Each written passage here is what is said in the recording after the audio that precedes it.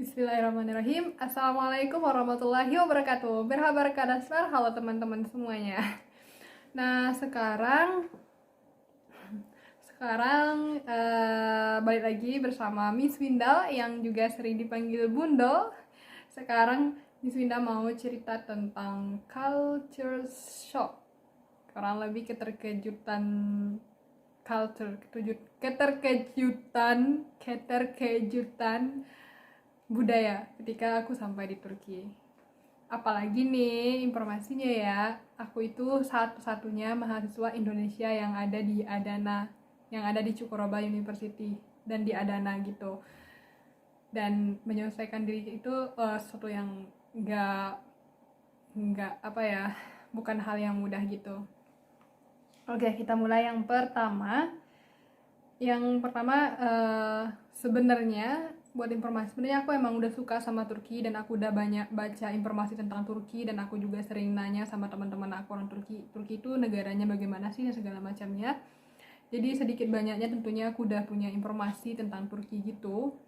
Tapi tetap aja ketika aku sampai di Turki ada beberapa hal yang kayak ternyata seperti ini, ternyata memang benar seperti itu. Apa ya? Lebih ke ini ya, pembenaran aja sih sampai aku di Turki. Dan ada yang beberapa hal yang kayak ternyata lebih lebih parah atau lebih parah dari apa yang aku baca, atau misalnya nggak terlalu kayak gitu banget gitu kan. Jadi kayak apa ya, cari pembenaran ketika sampai di Turki mengenai buku yang aku baca dulu atau referensi yang aku lihat, bagaimana sih Turki itu gitu. Itu gambaran aku mengenai Turki. Karena masih banyak orang Indonesia yang berpikiran bahwa Turki itu adalah seperti negara Arab gitu. Sedangkan Turki itu adalah negara yang sekuler, yang sama sekali beda dengan negara Arab gitu. Dia itu adalah negara yang mayoritasnya Islam, tapi kehidupannya lebih ke Eropa-Eropaan gitu. Kalau teman-teman, oke, yang pertama itu uh, culture shocknya itu udah dimulai ketika aku sampai di bandara uh, Istanbul gitu. Pertama kali aku menginjakkan kaki di Turki. Jadi pas banget aku sampai itu pagi-pagi subuh. Dan aku tuh mau sholat dan aku cari musola gitu. Dan sampainya di musola, pas aku lihat di musola itu kok nggak ada orang gitu kan. Kebayangkan kalau di Indonesia itu pas waktu sholat itu kayak rame banget ya. Jangankan di Indonesia, kayak di ini juga, yang dimana di Malaysia juga pas waktu sholat itu orangnya ya banyak gitu kan yang sholat. Pas di Turki itu kayak kok aku sendirian sih gitu kan. Dan yang sholat pun juga ada sih satu orang itu cleaning service. Selebihnya ya nggak ada. Padahal aku itu sebelum waktu sholat aku udah masuk. Terus sampai paginya kayak jam udah habis waktu subuh itu baru keluar dari musolanya. Emang aku satu-satunya dan juga cleaning service itu yang sholat gitu loh teman-teman. Dan sampai di Turki, sampai di Adana, di kota aku dan di dormitori aku, kita itu ada berempat sekamar. Dan lebih kagetnya juga aku ditanya sama teman aku kayak, kamu agamanya apa gitu kan. Itu dalam hati aku kan pakai jilbab gitu, ngapain, terus ditanya ya Islam lah gitu kan. Mereka tuh masih nanya agama aku apa dan segala macamnya gitu. Bahkan teman-teman aku itu di asrama aku kayak, uh, di kamar aku ya, bukan di asrama secara umum, teman-teman sekamar aku itu ada yang kayak sama sekali itu nggak bisa yang namanya baca Quran. Karena mereka nggak bisa baca Quran, ya apalagi sholat, mereka emang nggak bisa. Dan mereka Islam tapi ya nggak bisa gitu. Dan ada juga teman aku yang bisa baca Quran, bisa sholat, tapi karena pergaulan ya dia nggak ikut sholat gitu. Dia palingan kayak sholatnya ketika ada ujian gitu. Itu baru. Jadi sempat aku tanya juga ke teman aku bahwa kenapa dia nggak bisa baca Quran, kenapa dia nggak bisa sholat gitu. Dia bilang karena memang di sekolah mereka nggak belajar. Jadi kalau misalnya memang mau bisa baca Quran dan sholat, ya mereka harus cari guru sendiri untuk belajar, dan atau misalnya orang tua mereka yang ngajarin mereka. Dan mereka tidak mendapatkan itu, orang tua mereka nggak ngajarin mereka karena orang tua mereka juga nggak bisa sholat, dan orang tua mereka juga tidak memfasilitasi mereka untuk belajar yang namanya agama gitu teman-teman. Nah jadi itu kurang lebih praktik keagamaan yang ada di Turki. Tapi nggak semuanya sih teman-teman. Meskipun sebagian besar orang Turki seperti itu, masih banyak banget yang nggak yang belum tahu. Tapi nggak semuanya. Ada juga beberapa teman aku dan lumayan juga mereka itu sholat dan mereka bisa baca Quran. Malahan ada yang kayak luar biasa banget, teman akrab aku banget itu dia bisa baca Quran, bisa sholat, dia juga kayak pergaulan dengan lawan jenis juga dijaga banget. Itu juga ada di Turki. Jadi kalau untuk mencari yang kayak gitu tuh sebenarnya tergantung dari keluarga, gimana keluarganya. Kalau keluarganya tak paham agama dan mengajarkan anaknya, insya Allah nanti anaknya juga bisa gitu, walaupun mereka di sekolah nggak belajar tentang agama gitu teman-teman. Jadi kembali lagi ke keluarganya. Tapi memang masih banyak banget orang di Turki itu yang tidak mendapatkan kesempatan untuk belajar tentang agama, dan mereka tidak malu mengakuinya gitu. Dan teman aku juga pas aku tanya, dia juga nggak marah pas aku tanya kayak gitu. Aku bilang kayak gitu kan, kenapa sih gitu ya, dia nggak marah. Ya mau gimana lagi, orang tua aku nggak bisa sholat dan mereka nggak sholat, ya aku juga demikian gitu. Ya mereka biasa aja sih gitu kan. Ya mudah-mudahan kita doakan semoga kedepannya Turki menjadi lebih baik dan diberikan kesempatan. Ya jadi seperti itu dah teman-teman. Nggak semuanya, tapi bisa saya bilang, saya nggak bisa mempersenkan bagaimana, tapi masih ada kok orang Turki yang bisa sholat gitu, masih ada kok orang Turki yang paham dengan agama gitu, walaupun jumlahnya tidak banyak gitu kan. Tapi insya Allah bisa kita temukan gitu teman-teman. Kemudian masalah bahasa. Sampai di Turki tentunya kalau kita sebagai orang Indonesia dimanapun pasti kita akan awal-awalnya menggunakan bahasa Inggris gitu ya. Nah sampainya di Turki itu kayak susah banget nemuin orang yang bisa bahasa Inggris gitu kan. Malahan kayak kalau mahasiswa itu mereka juga nggak bisa bahasa Inggris. Bahasa yang kayak my name is aja ada yang masih nggak tahu banget, dan itu susah banget. Kalau menurut aku untuk kualitas bahasa Inggris mungkin di Indonesia lebih baik, karena di Indonesia memang kita udah belajar bahasa Inggris dari sekolah gitu kan. Mungkin di Indonesia lebih dahulu belajar bahasa Inggris daripada Turki sih baru-baru ini mereka di sekolah boleh mempelajari bahasa asing gitu. Sebelumnya kan mereka memang terfokus dengan negara mereka dan belajar bahasa mereka gitu teman-teman. Nah jadi pas aku sampai di Turki itu, di kamar itu kan sama orang Turki, dan kita itu ngomongnya semuanya itu menggunakan Google Translate, karena aku juga belum bisa bahasa Turki ya, dan baru benim adem aja, baru nama aku aja yang supposed bilang perkenalan doang. Jadi ya untuk semua yang perkenalan yang lainnya memang kayak menggunakan Google Translate gitu lah teman-teman.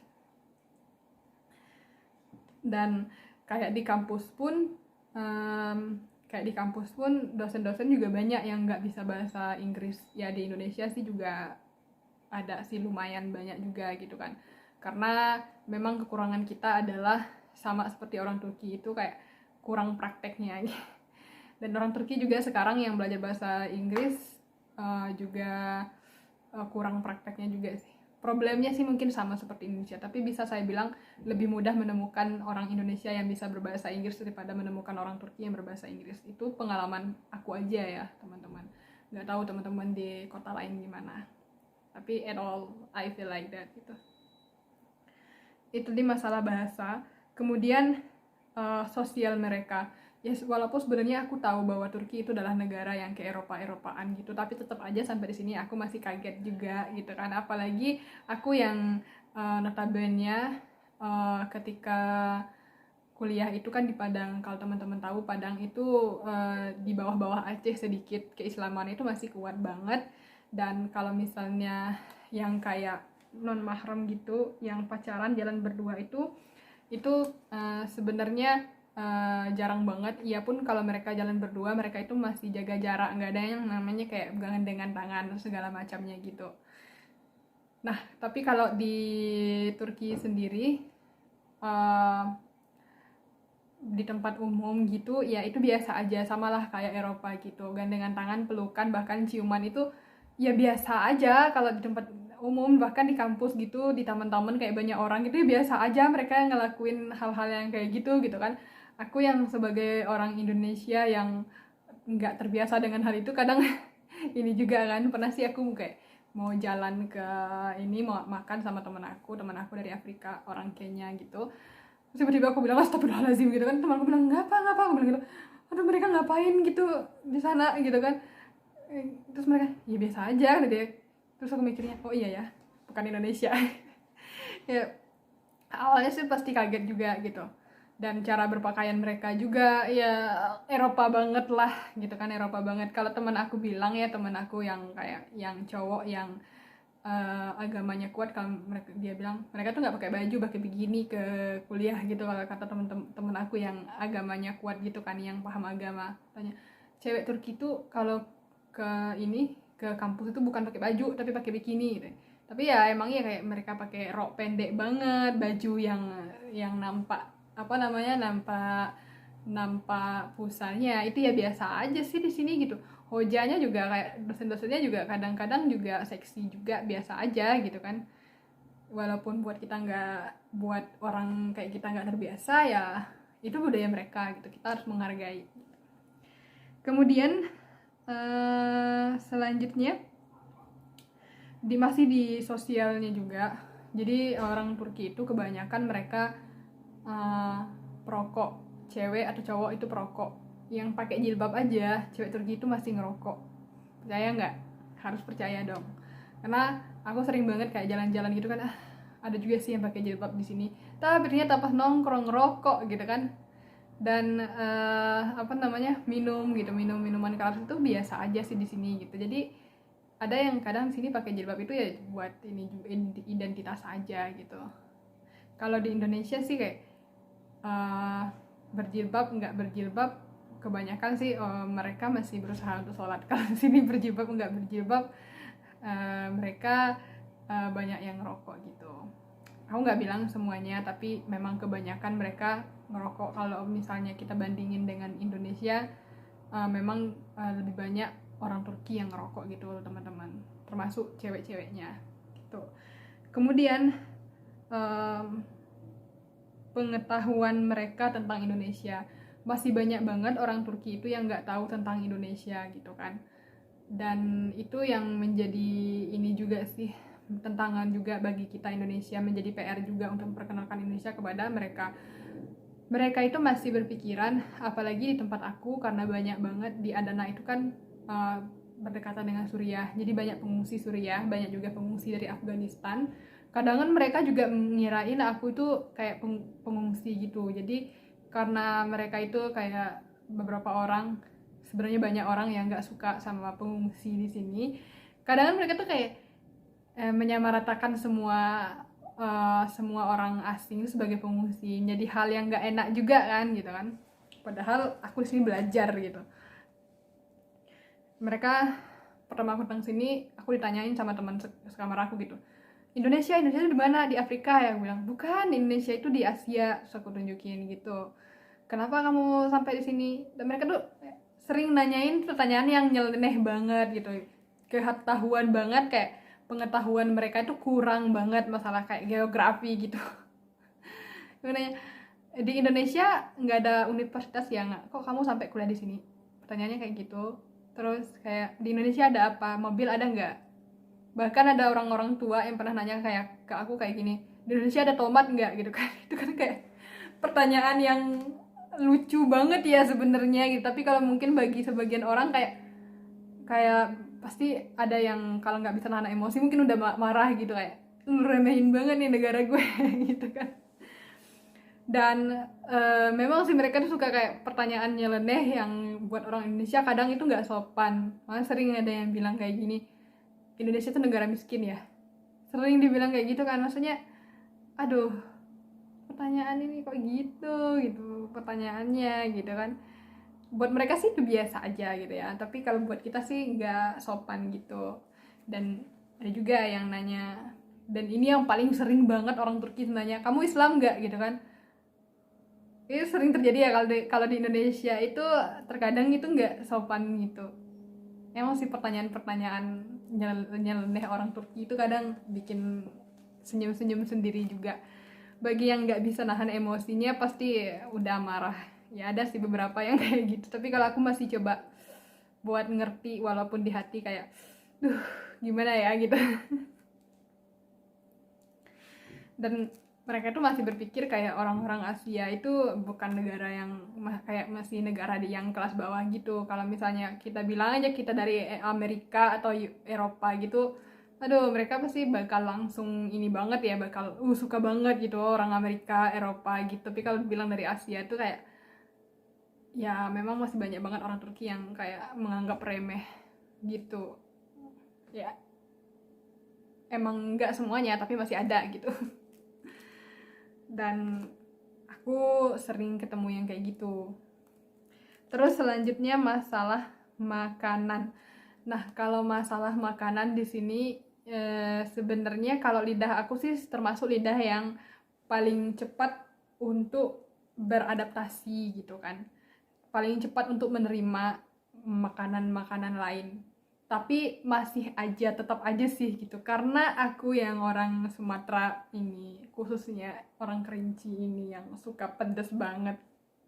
Sampai sini tuh makanannya sama sekali nggak pedes, sama sekali nggak ada cabenya.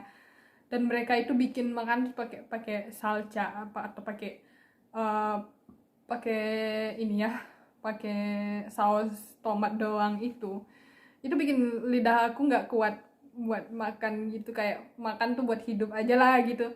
Makanya aku harus selalu sedia yang namanya bon cabe gitu. Kadang aku juga beli sambal karena ada beberapa orang Indonesia juga yang jualan di sini. Jadi aku masih bisa bertahan dengan bon cabe karena aku nggak bisa makan kalau nggak pedes gitu.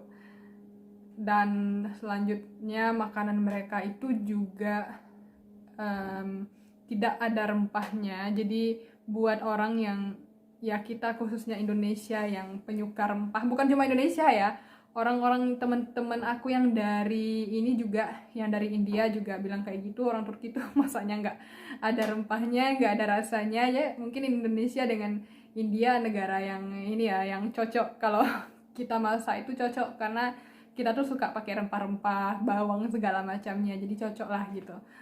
Kalau di Turki itu mereka nggak pakai rempah-rempah gitu, jadi ya hambar gitulah makanannya gitu.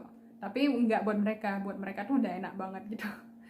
Terus juga makanan Turki itu rasanya itu kalau untuk manisannya, kalau awal-awal aku datang ke sini, karena orang Indonesia itu nggak terbiasa banget dengan makanan yang manis banget.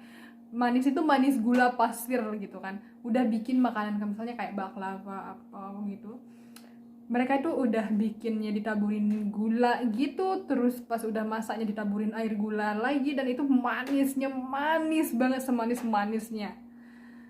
Dan itu bikin enak juga kalau makan banyak-banyak. Jadi aku kayak cuma makannya bisa kayak satu potong aja. Dan itu sih kalau untuk makanannya.